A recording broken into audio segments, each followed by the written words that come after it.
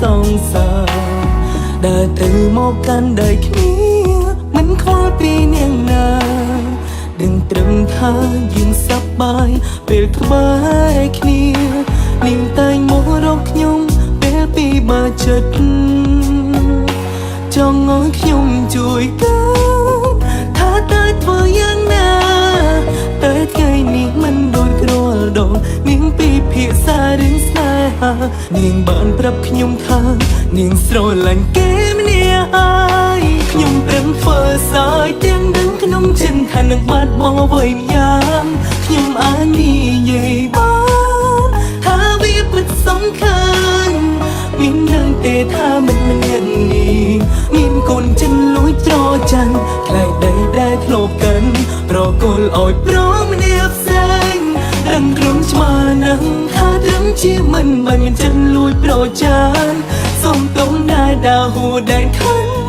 ថាណាត្រឹមមិត្តភ័ក្តិមានរឿងយ៉ាងដែលខ្ញុំសង្ស័យថាខ្ញុំក៏ស្រឡាញ់មនុស្សម្នាក់គេនោះជាមិត្តភ័ក្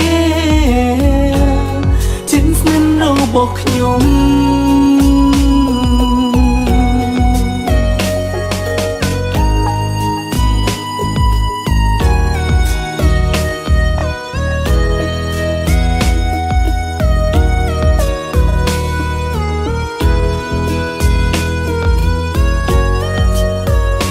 នាងតែងមករកខ្ញុំពេលពីបើចិត្តចង់ឲ្យខ្ញុំជួយកើតថាតើធ្វើយ៉ាងណាតែថ្ងៃនេះមិនដូចរាល់ដងនាងពិភាក្សារឿងស្នេហានាងបានប្រាប់ខ្ញុំថា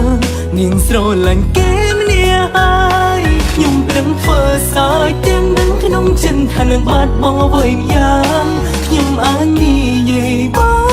នថាវាពិតសំខាន់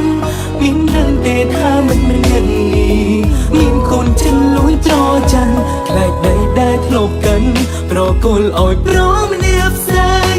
ដឹងក្រុមឆ្មានឹងថាត្រឹមជាមិនបានមានចិនលួចប្រចានសុំទុំដែលដើរហួរដែនខិន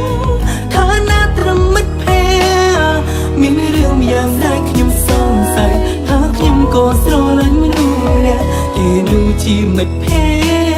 តិចិនស្និទ្ធរបស់ខ្ញុំ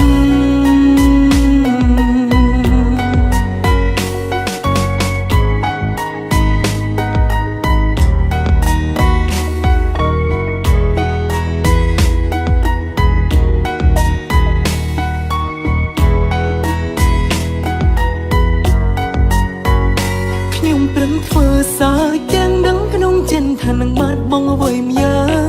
ខ្ញុំអាចនិយាយបានថាវាពិតសំខាន់មានដឹងទេថាម្នាក់នេះមានកូនចិនលួចត្រច័ន្ទខ្លែងដីដែលធ្លាប់កាន់ប្រគល់ឲ្យប្រម្នាក់ផ្សេងដឹងខ្លួនឆ្មានឹងថាត្រឹមជាមិនបានមានចិនលួចប្រចានសុំទុំដែលដើរហួរដែនខិន